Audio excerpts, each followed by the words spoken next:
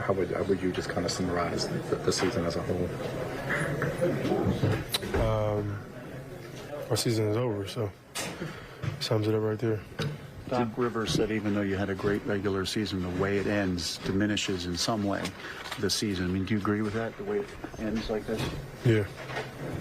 Do you think what will be the things you weigh when you decide what you're going to do this summer, both with your option and then what your future is if you opt out? I haven't even thought about it.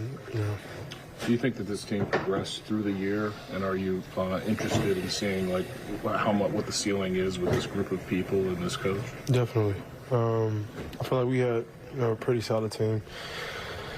We obviously you always look to get better. You know what I mean? Whether it's the personnel you have now or adding pieces. So we'll see how that goes.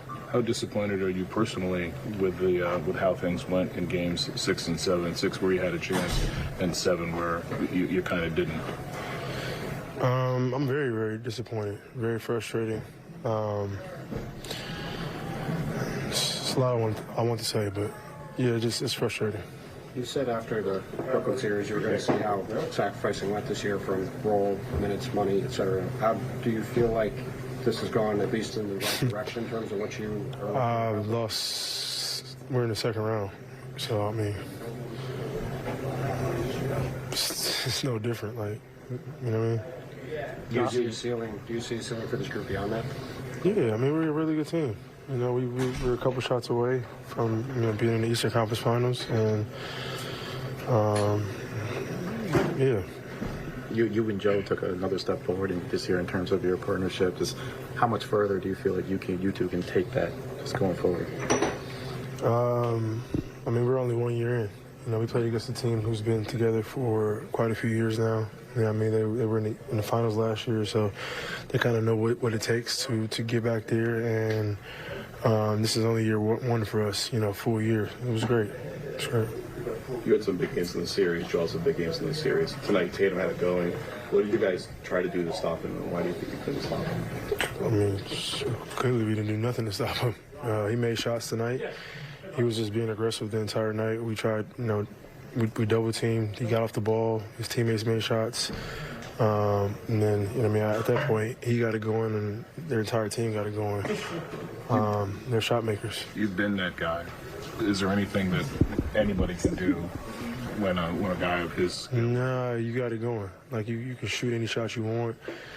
Then, the defense is at your hands. You know what I mean? So when they're double teaming, somebody else is open. And they always got 5 guys on the floor that can attack, that can shoot, that can make a play for each other. So you got to give them credit. James, you said you didn't think, you haven't thought about your next move yet, but what do you want your next opportunity to be like? I just want to have a chance to, obviously compete. And, yeah, compete. When you got here, you said that one of the reasons you wanted to come, if I'm not mistaken, was Doc. How has your relationship been with Doc, and would you like to see him back? Our relationship is okay.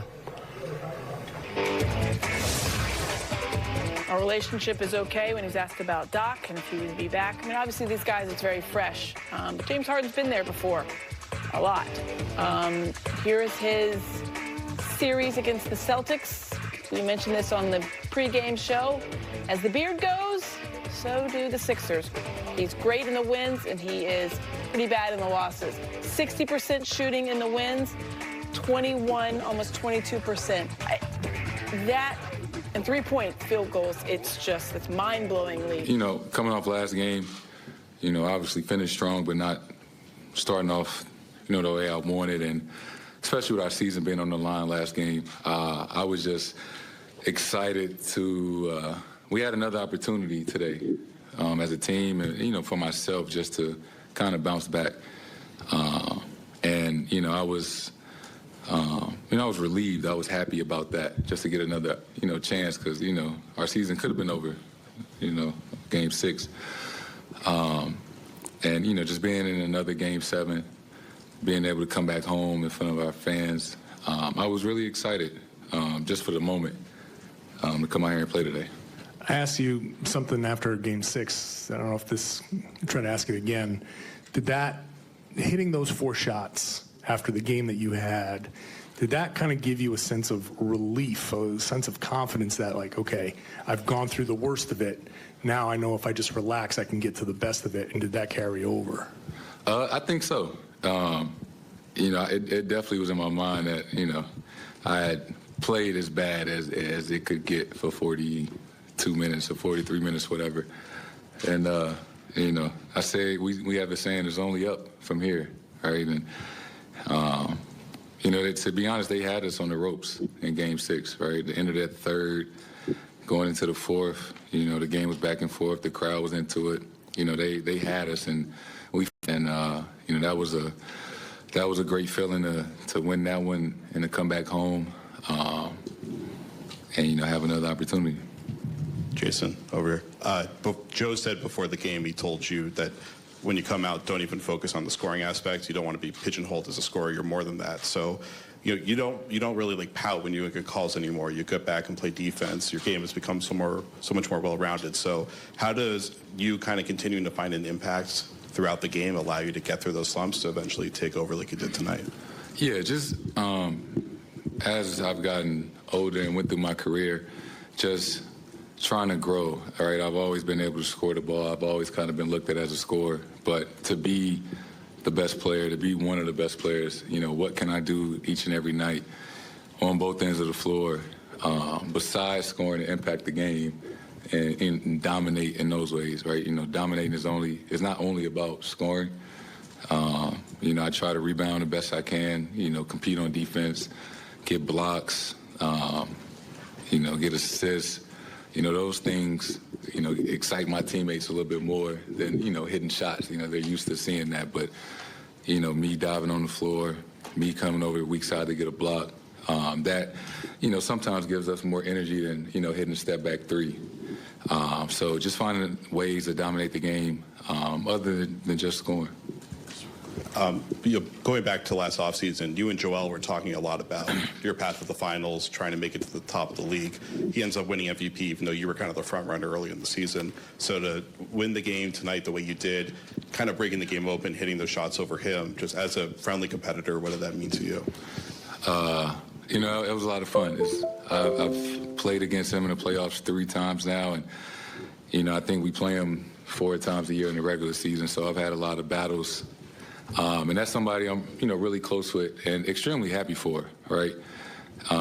Seeing him with action, and a lot of you guys know we train in the off season together. I see him all the time in LA, and I've seen, him develop. I've seen the things that he's worked on, and I've seen the hard work that went into winning an MVP. And I even talked to him, on FaceTime that night. Just telling him congrats, and I was truly happy for him. And that's just kind of relationship that we have. Looking ahead to the Eastern Conference Finals, it's going to be a rematch against Miami. What are your initial thoughts of going up against them again? Team that we're extremely familiar with, 3rd time in 4 years, I think, playing them in the playoffs. And, the very well-coached team. They compete with the best of them. They play hard. They defend.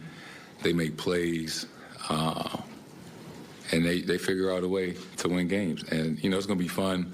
It's going to be highly competitive. And, I'm looking forward to it, right? It's the best time of the year.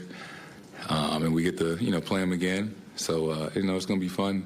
And as a competitor, you just, love the opportunity.